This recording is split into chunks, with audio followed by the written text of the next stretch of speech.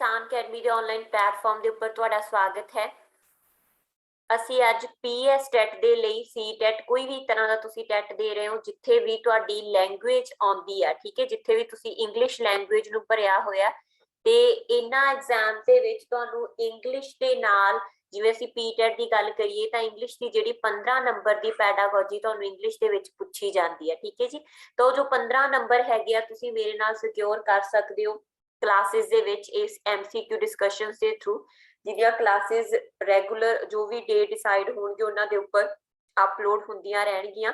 Main batch ਦੇ ਵਿੱਚ course ਜੋ ਤੁਹਾਡਾ ਚੱਲ ਰਿਹਾ ਹੈ ਉਹਦੇ ਵਿੱਚ ਵੀ ਜਿੰਨੇ ਵੀ ਬੈਚ ਨੇ, ਬੇਸ਼ੱਕ ਉਹ ਪੀਐਸ ਟੈਟ ਫਰਸਟ ਦਾ ਬੈਚ ਹੈ ਜਾਂ ਪੀਐਸ ਟੈਟ 2, ਠੀਕ ਹੈ, ਜਿਨ੍ਹਾਂ ਸਭ ਦੇ ਵਿੱਚ English, Punjabi, child development and psychology ਤੁਹਾਡਾ 90 ਮਾਰਕਸ ਦੀ ਜਿਹੜਾ ਹੈ ਤੁਸੀਂ ਮੇਰੇ ਨਾਲ ਪ੍ਰਪੇਅਰ ਕਰ ਰਹੇ ਹੋ।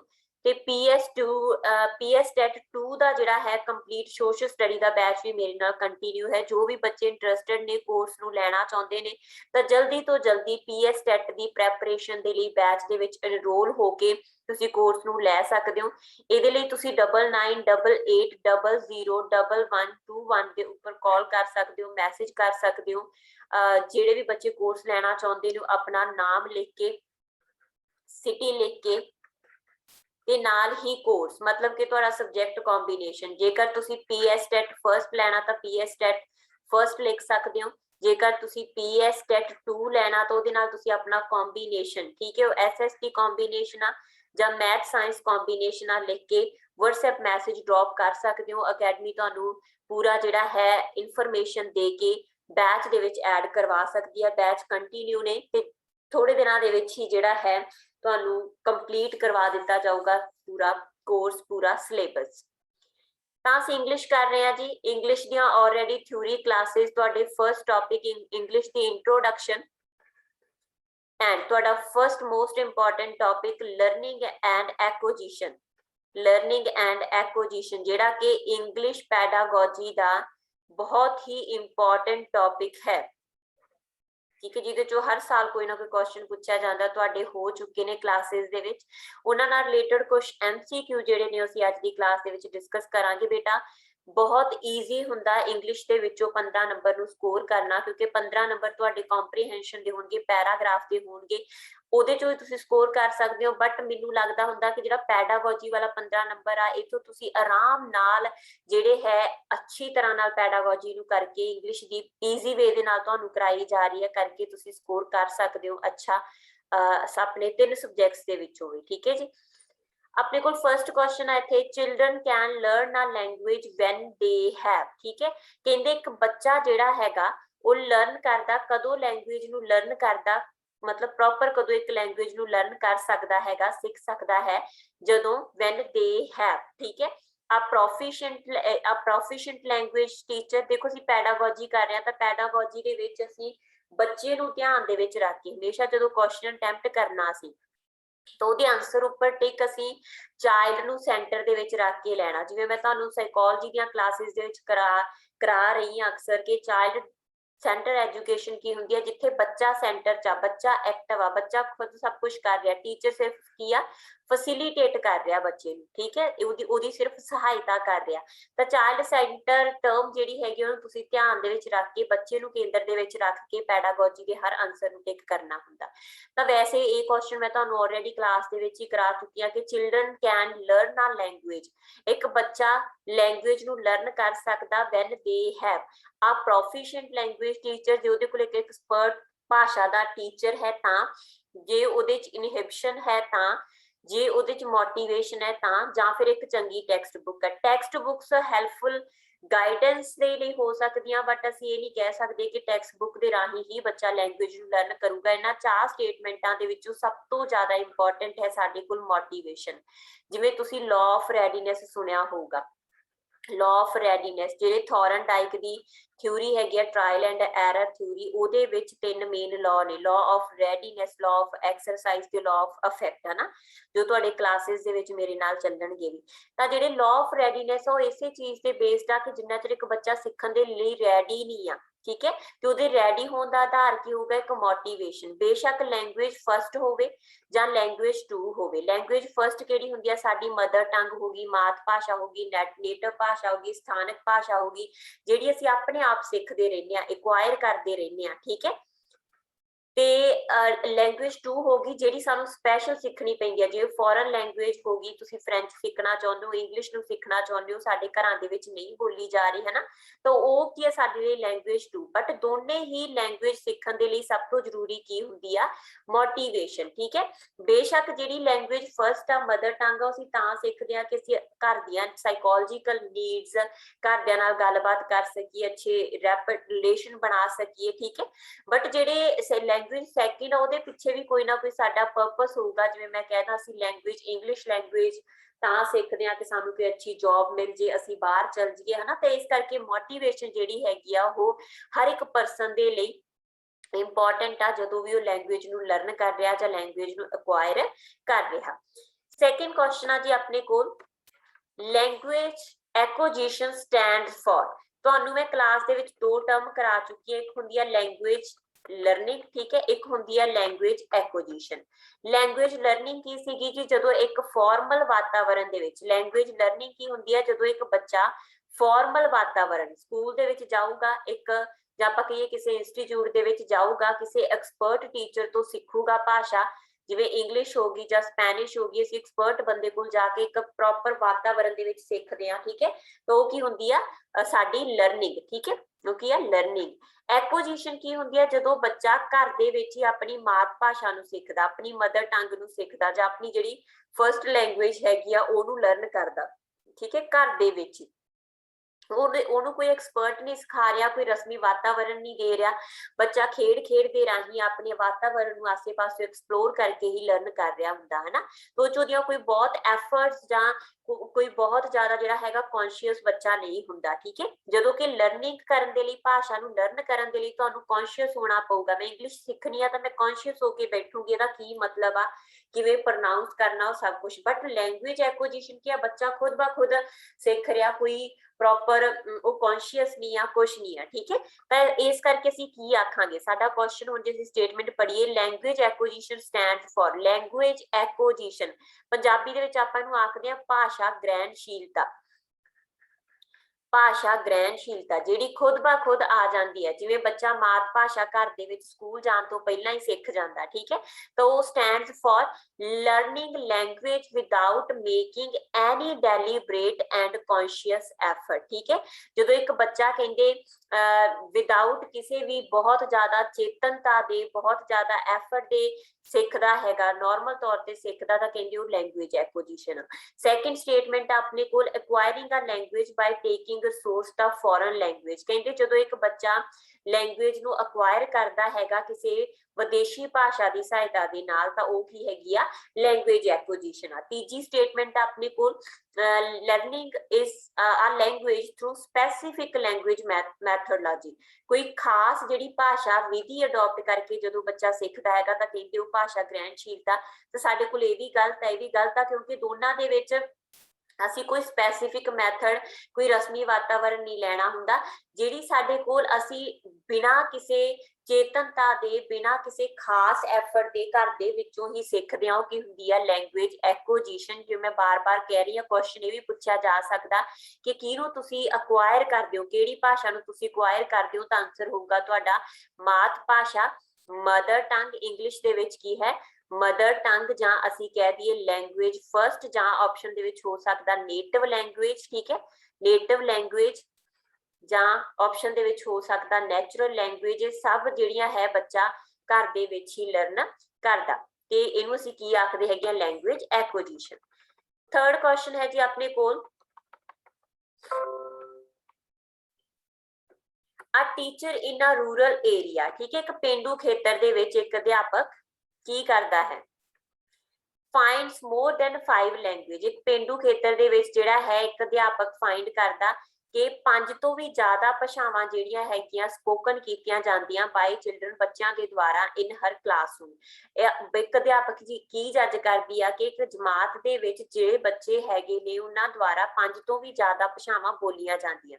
Shri attempt to use all the language of children in her teaching. ਇਸ ਕਰਕੇ ਉਹ ਜਿਹੜੀਆਂ 5 ਭਾਸ਼ਾਵਾਂ ਕਲਾਸ ਦੇ ਵਿੱਚ ਬੋਲੀਆਂ ਜਾਂਦੀਆਂ ਉਹਨਾਂ 5 ਭਾਸ਼ਾਵਾਂ ਨੂੰ ਵਰਤਦੀ ਆ ਬੱਚਿਆਂ ਨੂੰ ਜਦੋਂ ਵੀ ਉਹ ਪੜ੍ਹਾ ਰਹੀ ਆ। What is the strategy non ਤਾਂ ਇਸ ਸਟ੍ਰੈਟਜੀ ਨੂੰ ਕੀ ਆਖਦੇ ਨੇ ਜੀ? ਇਹ ਕੀ ਹੁੰਦੀ ਹੈ ਸਾਡੇ ਕੋਲ ਮਲਟੀਲਿੰਗੁਅਲਿਜ਼ਮ। ਮੈਂ ਕਲਾਸ ਦੇ ਵਿੱਚ ਵੀ ਤੁਹਾਨੂੰ ਕਰਾਇਆ ਸੀਗਾ, ਜਦੋਂ ਕੋਈ ਇੱਕ ਲੈਂਗੁਏਜ ਬੋਲਦਾ, ਕਿਸੇ ਪਰਸਨ ਨੂੰ ਇੱਕ ਲੈਂਗੁਏਜ ਆਉਂਦੀ ਆ ਤਾਂ ਉਹਨੂੰ ਅਸੀਂ ਕੀ ਆਖਦੇ ਹੈਗੇ ਆ?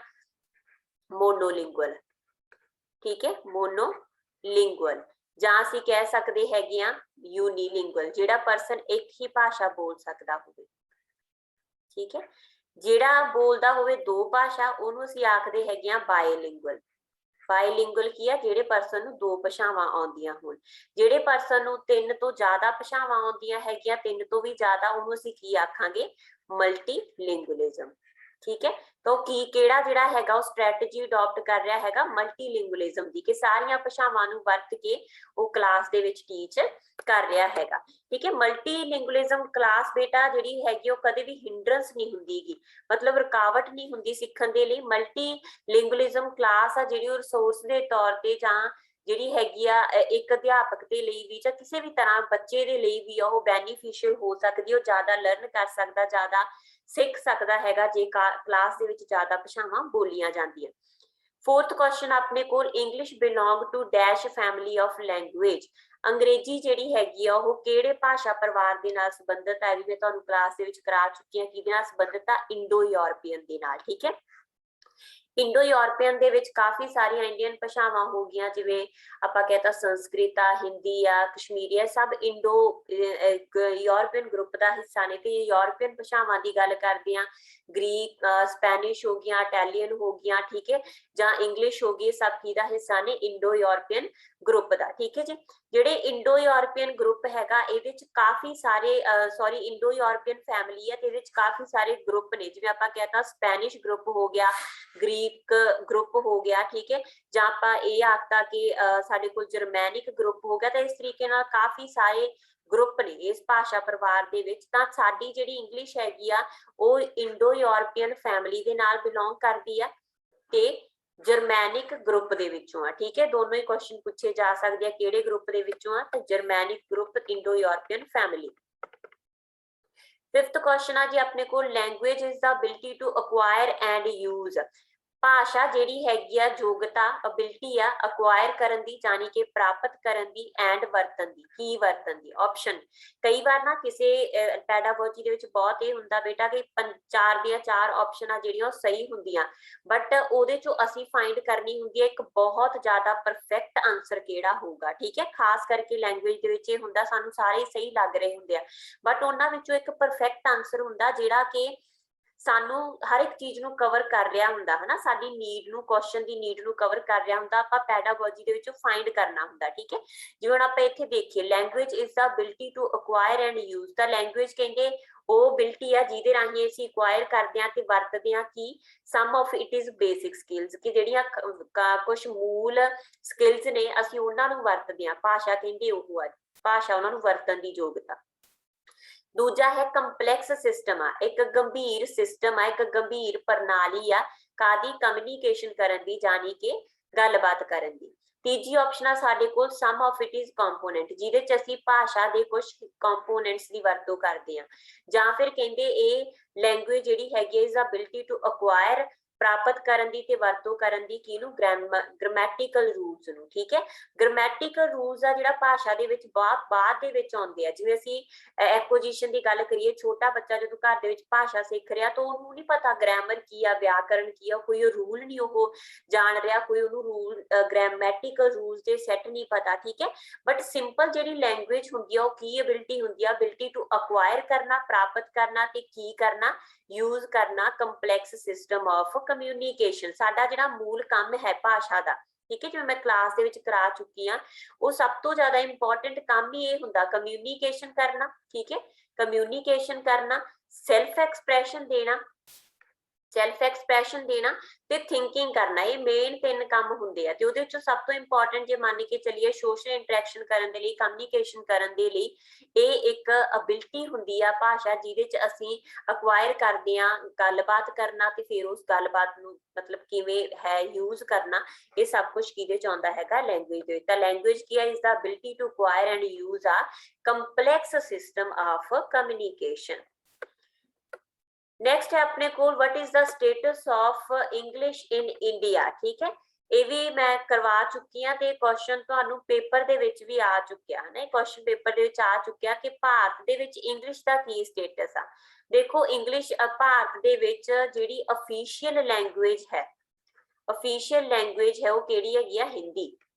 ਠੀਕ ਹੈ, ਜਿਹੜੀ ਇੰਗਲਿਸ਼ ਹੈਗੀ ਆ, ਇੰਗਲਿਸ਼ ਨੂੰ ਪਾਰਲੀਮੈਂਟ ਦੇ ਦੁਆਰਾ ਐਸੋਸੀਏਟ ਅਫੀਸ਼ੀਅਲ ਲੈਂਗੁਏਜ ਦਾ ਦਰਜਾ ਦਿੱਤਾ ਗਿਆ ਹੈ। ਬਹੁਤ ਹੀ ਇੰਪੋਰਟੈਂਟ ਆ, ਅਫੀਸ਼ੀਅਲ ਲੈਂਗੁਏਜ ਨਹੀਂ ਆ, ਅਫੀਸ਼ੀਅਲ ਕਿਹੜੀ ਹੈਗੀ ਆ ਸਾਡੇ ਕੋਲ, ਹਿੰਦੀ। ਬਟ ਦਰਜਾ ਸਾਡਾ ਜਿਹੜਾ ਹੈ ਪਾਰਲੀਮੈਂਟ ਦੇ ਦੁਆਰਾ ਕਿਹੜਾ ਦਰਜਾ ਦਿੱਤਾ ਗਿਆ ਹੈ, ਇਹਨੂੰ associate official language of India. Next ਹੈ ਆਪਣੇ ਕੋਲ dash is a pre required to learning language. ਠੀਕ ਹੈ, ਦੇਖੋ ਕੀ ਹੁੰਦਾ, ਸਭ ਤੋਂ ਪਹਿਲਾਂ ਕੀ ਚਾਹੀਦਾ ਸਾਨੂੰ, ਪੂਰਵ ਕੀ ਚਾਹੀਦਾ। ਠੀਕ ਹੈ, ਕਿਹੜੀ ਸਾਡੇ ਕੋਲ ਕਿਹੜੀ ਪ੍ਰੀ ਰਿਕੁਐਸਟ ਹੈਗੀ ਆ ਟੂ ਲਰਨ ਲੈਂਗੁਏਜ, ਸਭ ਤੋਂ ਜ਼ਰੂਰੀ ਕੀ ਆ, ਸਭ ਤੋਂ ਪਹਿਲੀ ਨੀਡ ਕੀ ਆ, ਭਾਸ਼ਾ ਸਿੱਖਣ ਤੋਂ ਪਹਿਲਾਂ ਜਦੋਂ ਤੁਸੀਂ ਫਾਰਮਲ ਤਰੀਕੇ ਨਾਲ ਵੀ ਭਾਸ਼ਾ ਸਿੱਖ ਰਹੇ ਆ ਤਾਂ ਸਾਨੂੰ ਪੂਰਵ ਪਹਿਲਾਂ ਕੀ ਚਾਹੀਦਾ ਹੈਗਾ, ਤੇ ਪਹਿਲਾਂ ਹੀ ਕਰਵਾ ਚੁੱਕੀ ਆ, ਮੋਟੀਵੇਸ਼ਨ। ਪ੍ਰੇਰਨਾ ਤੋਂ ਬਿਨਾਂ ਤੁਸੀਂ ਭਾਸ਼ਾ ਨਹੀਂ ਸਿੱਖ ਸਕਦੇ, ਬੇਸ਼ੱਕ ਉਹ ਲੈਂਗੁਏਜ ਫਰਸਟ ਆ ਜਾਂ ਲੈਂਗੁਏਜ 2 ਆ। ਠੀਕ ਹੈ ਜੀ, ਨੌਲੇਜ ਆਫ ਗ੍ਰਾਮਰ ਬਾਅਦ ਦੀ ਗੱਲ ਆ, knowing word and their meaning ਇਹ ਵੀ ਬਾਅਦ ਦੀ ਗੱਲ ਆ। ਠੀਕ ਹੈ, ਰੀਡਿੰਗ ਸਟੋਰੀਜ਼ ਇਹ ਵੀ ਬਾਅਦ ਦੀ ਗੱਲ ਆ, ਬਟ ਜਿਹੜੀ ਸਭ ਤੋਂ ਜ਼ਿਆਦਾ ਜ਼ਰੂਰੀ ਆ, ਇਹ ਸਭ ਵਰਡ ਸਿੱਖਣ ਲਈ, ਮੀਨਿੰਗ ਸਿੱਖਣ ਲਈ, ਗ੍ਰਾਮਰ ਸਿੱਖਣ ਲਈ, ਸਟੋਰੀ ਰੀਡ ਕਰਨ ਦੇ ਲਈ ਵੀ ਸਾਨੂੰ ਕੀ ਚਾਹੀਦਾ ਹੈ, ਮੋਟੀਵੇਸ਼ਨ। ਨੈਕਸਟ ਕੁਐਸਚਨ ਆ ਦਾ ਐਕਵਾਇਰਡ ਸਿਸਟਮ ਔਰ ਐਕੁਜੀਸ਼ਨ ਆਫ ਲੈਂਗੁਏਜ ਇਜ਼। ਮੈਂ ਪਹਿਲਾਂ ਹੀ ਇਹ ਵੀ ਹੈ ਨਾ ਤੁਹਾਡਾ ਐਕੁਜੀਸ਼ਨ ਅੱਜ ਦੀ ਕਲਾਸ ਦੇ ਵਿੱਚ ਵੀ ਬਹੁਤ ਵਾਰ ਹੋ ਚੁੱਕਿਆ ਕਿ ਐਕੁਜੀਸ਼ਨ ਕੀ ਆ, ਲੈਂਗੁਏਜ ਦੀ ਐਕਵਾਇਰਡ ਸਿਸਟਮ ਕੀ ਆ ਲੈਂਗੁਏਜ ਦਾ। ਠੀਕ ਹੈ, ਤਾਂ ਅਸੀਂ ਕੀ ਆਖਦੇ ਆ, ਕਹਿੰਦੇ ਫਾਰਮਲ ਸਕਿੱਲ ਡਿਵੈਲਪਮੈਂਟ ਆ। ਫਾਰਮਲ ਸਕਿੱਲ ਡਿਵੈਲਪਮੈਂਟ ਨਹੀਂ ਆ, ਫਾਰਮਲ ਹੋਊਗਾ ਤਾਂ ਉਹਨੂੰ ਅਸੀਂ ਕੀ ਆਖਾਂਗੇ, ਲੈਂਗੁਏਜ ਲਰਨਿੰਗ, ਰਸਮੀ ਤੌਰ ਤੇ। ਸਬ ਕੌਨਸ਼ੀਅਸ ਪ੍ਰੋਸੈਸ ਆਫ ਲਰਨਿੰਗ ਆ, ਬਿਲਕੁਲ ਠੀਕ ਹੈ, ਕਿਉਂਕਿ ਜਿਹੜੀ ਲਰਨਿੰਗ ਹੁੰਦੀ ਆ ਕੌਨਸ਼ੀਅਸ ਆ, ਚੇਤਨ ਹੋ ਕੇ ਤੁਸੀਂ ਲਰਨ ਕਰਦੇ ਹੋ ਭਾਸ਼ਾ ਨੂੰ, ਬਟ ਜਦੋਂ ਤੁਸੀਂ ਭਾਸ਼ਾ ਜਿਹੜੀ ਹੈਗੀ ਆ ਉਹਨੂੰ ਸਬ ਕੌਨਸ਼ੀਅਸ, ਅਚੇਤਨ ਹੋ ਕੇ ਇੱਕ ਲਰਨ ਸਿੱਖ ਰਹੇ ਹੋ ਭਾਸ਼ਾ ਨੂੰ, ਤਾਂ ਉਹਨੂੰ ਤੁਸੀਂ ਕੀ ਆਖੋਗੇ, ਐਕੁਜੀਸ਼ਨ। ਤੁਹਾਨੂੰ ਨੈਕਸਟ ਹੈ ਜੀ ਆਪਣੇ ਕੋਲ 10th multilingualism in class should be seen as by a teacher. Multilingualism ਨੂੰ ਕਲਾਸ ਦੇ ਵਿੱਚ ਕਿਸ ਤਰ੍ਹਾਂ ਦੇਖਦਾ ਹੈਗਾ ਇੱਕ ਅਧਿਆਪਕ, ਤਾਂ ਅਸੀਂ ਕੀ ਆਖਾਂਗੇ, ਇੱਕ ਹਿੰਡਰੈਂਸ ਦੇ ਤੌਰ ਤੇ, ਰੁਕਾਵਟ ਦੇ ਤੌਰ ਤੇ ਨਹੀਂ।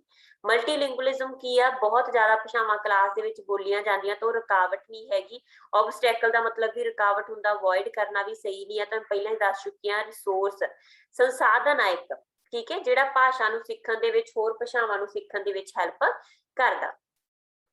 ਨੈਕਸਟ ਹੈ ਜੀ home language is in dash in a natural way. ਜਿਹੜੀ ਹੋਮ ਲੈਂਗੁਏਜ ਆ, ਹੋਮ ਲੈਂਗੁਏਜ ਕਿਹੜੀ ਹੈਗੀ ਆ, ਜਿਹੜੀ ਭਾਸ਼ਾ ਬੱਚਾ ਘਰ ਦੇ ਵਿੱਚ ਬੋਲਦਾ ਹੈ ਨਾ, ਘਰ ਦੇ ਵਿੱਚ ਬੋਲੀ ਜਾਂਦੀ ਹੈ ਜਾਂ ਸਿੱਖਦਾ, ਤਾਂ home language is dash in a natural way. Natural way ਦੇ ਨਾਲ ਕੀ ਕੀਤੀ ਜਾਂਦੀ ਆ, ਪ੍ਰਮੋਟ ਕੀਤੀ ਜਾਂਦੀ ਆ। ਠੀਕ ਹੈ, ਐਕਵਾਇਰ ਕੀਤੀ ਜਾਂਦੀ ਹੈ, ਟੌਟ ਕੀਤੀ ਜਾਂਦੀ ਹੈ ਜਾਂ ਲਰਨਡ ਕੀਤੀ ਜਾਂਦੀ ਹੈ। ਲਰਨਡ ਹੁੰਦਾ ਸੈਕੰਡ ਲੈਂਗੁਏਜ। ਠੀਕ ਹੈ, ਸੈਕੰਡ ਲੈਂਗੁਏਜ ਨੂੰ ਲਰਨਡ ਕਰਦੇ ਆ ਤੇ ਉਹਦੇ ਲਈ ਨੈਚੁਰਲ এনवायरमेंट ਨਹੀਂ ਚਾਹੀਦਾ, ਇੱਕ ਫਾਰਮਲ ਵਾਤਾਵਰਨ ਚਾਹੀਦਾ।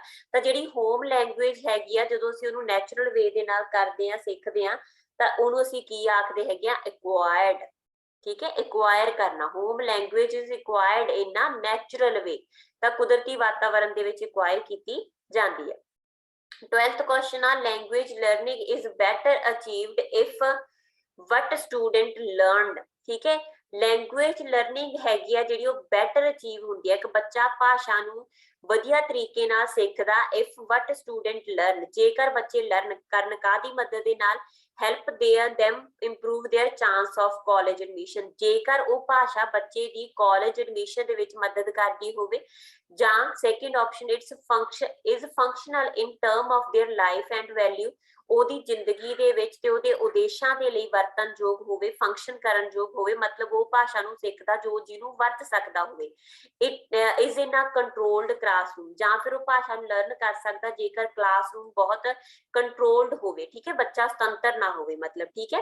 ਤਾਂ ਵੈਸੇ ਹੀ ਸਟੇਟਮੈਂਟ ਰੋਂਗ ਆ, ਕਿਉਂਕਿ ਅਸੀਂ ਬੱਚੇ ਨੂੰ ਕੰਟਰੋਲ ਕਰਕੇ ਭਾਸ਼ਾ ਲਰਨ ਵੀ ਕਰਾਉਣੀ ਆ ਤਾਂ ਕੰਟਰੋਲ ਕਰਕੇ ਨਹੀਂ ਕਰਾਵਾਂਗੇ, ਸੁਤੰਤਰ ਵਾਤਾਵਰਣ ਦੇ ਵਿੱਚ ਹੀ ਸਿਖਾਵਾਂਗੇ। ਬਟ ਸਾਡੇ ਲਈ ਜਿਹੜੀ ਸਭ ਤੋਂ ਢੁਕਵੀਂ ਹੈ ਉਹ ਕੀ ਆ, ਜਦੋਂ ਭਾਸ਼ਾ ਫੰਕਸ਼ਨਲ ਹੁੰਦੀ ਆ, ਮਤਲਬ ਬੱਚੇ ਦੇ ਵਰਤਨਯੋਗ ਹੁੰਦੀ ਆ, ਉਹਦੀ ਲਾਈਫ ਨਾਲ ਰਿਲੇਟਡ ਹੁੰਦੀ ਆ, ਉਹਦੀਆਂ ਲਾਈਫ ਵੈਲਿਊਜ਼ ਨੂੰ, ਗੋਲਸ ਨੂੰ ਪੂਰਾ ਕਰਦੀ ਆ, ਤਾਂ ਉਹੀ ਜਿਹੜੀ ਭਾਸ਼ਾ ਹੈਗੀ ਉਹ ਬੈਟਰ ਮੰਨੀ ਜਾਂਦੀ ਆ, ਠੀਕ ਹੈ।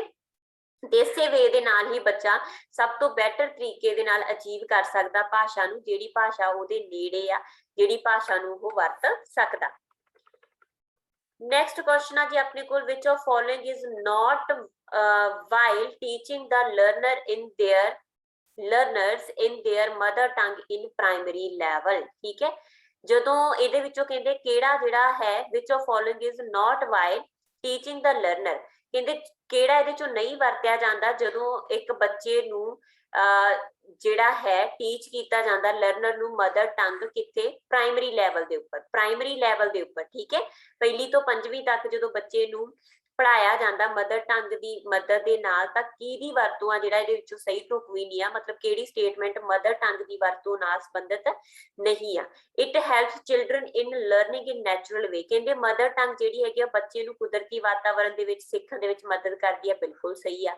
ਡਿਵੈਲਪ ਸੈਲਫ ਕੌਨਫੀਡੈਂਸ ਇਨ ਚਿਲਡਰਨ, ਇਹ ਵੀ ਬਿਲਕੁਲ ਸਹੀ ਆ। ਮੇਕਿੰਗ ਲਰਨਿੰਗ ਈਜ਼ੀ, ਇਹ ਵੀ ਬਿਲਕੁਲ ਸਹੀ ਆ। ਭਾਸ਼ਾ ਨੂੰ ਸਿਖਾਇਆ ਵੀ, ਸੈਕੰਡ ਲੈਂਗੁਏਜ ਵੀ, ਜਿਵੇਂ ਮੈਂ ਤੁਹਾਨੂੰ ਪੜ੍ਹਾ ਰਹੀ ਹਾਂ, ਮੈਂ ਇੰਗਲਿਸ਼ ਕਰਾ ਰਹੀ ਹਾਂ, ਤਾਂ ਮੈਂ ਹੈਲਪ ਕਿਹਦੀ ਲੈ ਰਹੀ ਹਾਂ, ਮਦਰ ਟੰਗ ਦੀ, ਪੰਜਾਬੀ ਨੂੰ ਨਾਲ ਵਰਤ ਕੇ ਈਜ਼ੀ ਕਰਨ ਦੀ ਕੋਸ਼ਿਸ਼ ਕਰ ਰਹੀ ਹਾਂ, ਤੇ ਇਹਦੇ ਨਾਲ ਕੀ ਇੰਗਲਿਸ਼ ਈਜ਼ੀ ਹੋ ਜੂਗੀ, ਸੈਕੰਡ ਲੈਂਗੁਏਜ ਈਜ਼ੀ ਹੋ ਜੂਗੀ, ਜਾਂ ਜੋ ਵੀ ਹੈ ਨਾ।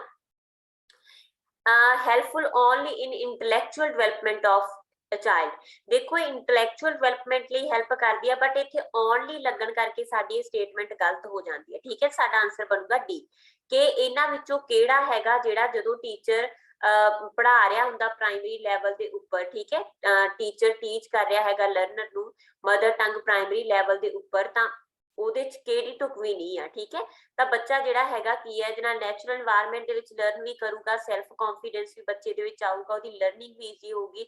ਬਟ ਇਹ ਜਿਹੜੀ ਹੈ ਇੰਟੈਲੈਕਚੁਅਲ ਡਿਵੈਲਪਮੈਂਟ ਵਿੱਚ, ਸਿਰਫ ਇੰਟੈਲੈਕਚੁਅਲ ਡਿਵੈਲਪਮੈਂਟ ਦੇ ਵਿੱਚ ਹੀ ਮਦਦ ਨਹੀਂ ਕਰਦੀ, ਬਾਕੀ ਜਿਹੜੀਆਂ ਡਿਵੈਲਪਮੈਂਟ ਦੇ ਪੱਖ ਨੇ ਉਹਨਾਂ ਦੇ ਵਿੱਚ ਵੀ ਹੈਲਪ ਕਰੂਗੀ। 14 क्वेश्चन अपने कोल, when language development is a deliberate and conscious effort is, ਇਹ ਵੀ ਤੁਹਾਡਾ ਹੋ ਚੁੱਕਿਆ ਕਿ ਜਦੋਂ ਲੈਂਗੁਏਜ ਭਾਸ਼ਾ ਵਿਕਾਸ ਜਿਹੜਾ ਹੈਗਾ ਉਹ ਡੈਲੀਬਰੇਟ ਹੋਵੇ ਤੇ ਕੌਨਸ਼ੀਅਸ ਹੋਵੇ, ਚੇਤਨ ਮਨ ਦੇ ਨਾਲ ਤੁਸੀਂ ਭਾਸ਼ਾ ਕਰ ਰਹੇ ਹੋ, ਐਫਰਟਸ ਨਾਲ ਭਾਸ਼ਾ ਨੂੰ ਸਿੱਖ ਰਹੇ ਹੁੰਦੇ ਆ, ਤਾਂ ਕੀ ਹੁੰਦਾ, ਲਰਨਡ। ਜਦੋਂ ਤੁਸੀਂ ਨੈਚੁਰਲ ਵੇ ਦੇ ਨਾਲ ਸਿੱਖੋਗੇ, ਅਨਕੌਨਸ਼ੀਅਸ ਹੋ ਕੇ, ਸਬਕੌਨਸ਼ੀਅਸ ਹੋ ਕੇ ਸਿੱਖੋਗੇ, ਤਾਂ ਕੀ ਹੁੰਦਾ, ਅਕਵਾਇਰਡ। while learning English as a mother tongue, ਜਦੋਂ ਇੱਕ ਬੱਚਾ ਮਦਰ ਟੰਗ ਨੂੰ ਇੰਗਲਿਸ਼ ਨੂੰ ਲਰਨ ਕਰ ਰਿਹਾ ਹੁੰਦਾ ਐਜ਼ ਅ ਸੈਕੰਡ ਲੈਂਗੁਏਜ, ਠੀਕ ਹੈ, ਕੀ ਹੋਊਗਾ। ਤਾਂ ਜਦੋਂ ਇੱਕ ਬੱਚਾ ਸੈਕੰਡ ਲੈਂਗੁਏਜ ਨੂੰ ਲਰਨ ਕਰ ਰਿਹਾ ਹੁੰਦਾ, ਠੀਕ ਹੈ, ਸੈਕੰਡ ਲੈਂਗੁਏਜ ਨੂੰ ਲਰਨ ਕਰ ਰਿਹਾ ਹੈਗਾ, ਇੰਗਲਿਸ਼ ਨੂੰ ਲਰਨ ਕਰ ਰਿਹਾ ਐਜ਼ ਸੈਕੰਡ ਲੈਂਗੁਏਜ, ਦਾ ਕੀ ਹੋਊਗਾ, there is no role of mother tongue in language learning too, ਤਾਂ ਸਾਡੇ ਲਈ ਜਿਹੜੀ ਸੈਕੰਡ ਲੈਂਗੁਏਜ ਉਹ ਕੀ ਹੈ, ਲੈਂਗੁਏਜ 2 ਯਾਨੀ ਕਿ ਇੰਗਲਿਸ਼, ਠੀਕ ਹੈ। ਤਾਂ ਇੰਗਲਿਸ਼ ਨੂੰ ਲਰਨ ਕਰਦਿਆਂ ਕਹਿੰਦੇ ਮਦਰ ਟੰਗ ਹੈਲਪ ਨਹੀਂ ਕਰਦੀ, ਬਿਲਕੁਲ ਗਲਤ ਆ। ਖਾਸ ਕਰਕੇ ਪ੍ਰਾਇਮਰੀ ਹੋ ਗਈ ਜਾਂ ਐਲੀਮੈਂਟਰੀ ਲੈਵਲ ਹੋ ਗਿਆ, ਦੋਨਾਂ ਦੇ ਵਿੱਚ ਹੀ ਜਦੋਂ ਟੀਚਰ ਸਿਖਾਊਗਾ ਬੱਚੇ ਨੂੰ ਤਾਂ ਮਦਰ ਟੰਗ ਦੀ ਹੈਲਪ ਲਊਗਾ, ਉਹਦੇ ਨਾਲ ਬੱਚੇ ਕੀ ਆ, ਈਜ਼ੀ ਸਿੱਖ ਸਕਦੇ ਆ। Use of mother tongue will facilitate learning, mother tongue ਆ ਜਿਹੜੀ ਬੱਚੇ ਨੂੰ ਸਿੱਖਣ ਦੇ ਵਿੱਚ ਸੌਖਾ ਕਰ ਦਿੰਦੀ ਆ, ਫੈਸਿਲਿਟੇਟ ਕਰਦੀ ਆ ਬੱਚੇ ਦੀ ਇੰਗਲਿਸ਼ ਸਿੱਖਣ ਨੂੰ, ਠੀਕ ਹੈ, ਹੋਰ ਜ਼ਿਆਦਾ ਸਿੱਖਣ ਨੂੰ ਹੈਲਪ ਕਰਦੀ ਹੈ। Use of mother tongue will create interference, ਮਤਲਬ ਕਿ ਇਹ ਦਖਲਅੰਦਾਜ਼ੀ ਕਰੂਗੀ, ਇਹ ਬੱਚੇ ਨੂੰ ਸਿੱਖਣ ਦੇ ਵਿੱਚ, ਦੂਜੀ ਭਾਸ਼ਾ ਸਿੱਖਣ ਦੇ ਵਿੱਚ ਮਦਰ ਟੰਗ ਕਹਿੰਦੇ ਪ੍ਰੋਬਲਮ ਕ੍ਰੀਏਟ ਕਰੂਗੀ, ਇਹ ਵੀ ਗਲਤ ਆ। Mother tongue should not be used by learner, ਬੱਚਾ ਮਦਰ ਟੰਗ ਦੀ ਵਰਤੋਂ ਨਹੀਂ ਕਰੂਗਾ, ਇਹ ਵੀ ਗਲਤ ਆ। ਬੇਟਾ ਹਮੇਸ਼ਾ ਹੀ ਅਸੀਂ ਹੁਣ ਤੱਕ ਜਦੋਂ ਵੀ ਇੰਗਲਿਸ਼ ਪੜ੍ਹਦੇ ਹਾਂ ਤਾਂ ਅਸੀਂ ਮਦਰ ਟੰਗ ਦੀ ਹੈਲਪ ਲੈਂਦੇ ਹਾਂ, ਠੀਕ ਹੈ। ਤਾਂ ਇਸ ਕਰਕੇ ਸਾਡਾ ਆਨਸਰ ਕੀ ਹੋਊਗਾ, ਬੀ, ਠੀਕ ਹੈ। ਤਾਂ ਮਤਲਬ ਕਿ ਜਦੋਂ ਵੀ ਬੱਚਾ ਸੈਕੰਡ ਲੈਂਗੁਏਜ ਨੂੰ ਲਰਨ ਕਰੂਗਾ ਤਾਂ ਉਹ ਕਿਹਦੀ ਮਦਦ ਦੇ ਨਾਲ ਕਰੂਗਾ, ਮਦਰ ਟੰਗ ਦੀ ਮਦਦ ਦੇ ਨਾਲ, ਠੀਕ ਹੈ ਜੀ। ਤਾਂ ਇਹ ਸੀ ਅੱਜ ਦੀ ਇੰਗਲਿਸ਼ ਪੈਡਾਗੋਜੀ ਦੇ ਕੁਝ MCQ। ਨੈਕਸਟ ਕਲਾਸ ਦੇ ਵਿੱਚ ਅੱਗੇ ਅਸੀਂ ਕੰਟੀਨਿਊ ਕਰਾਂਗੇ ਇਹਨਾਂ MCQs ਨੂੰ। Thank you so much.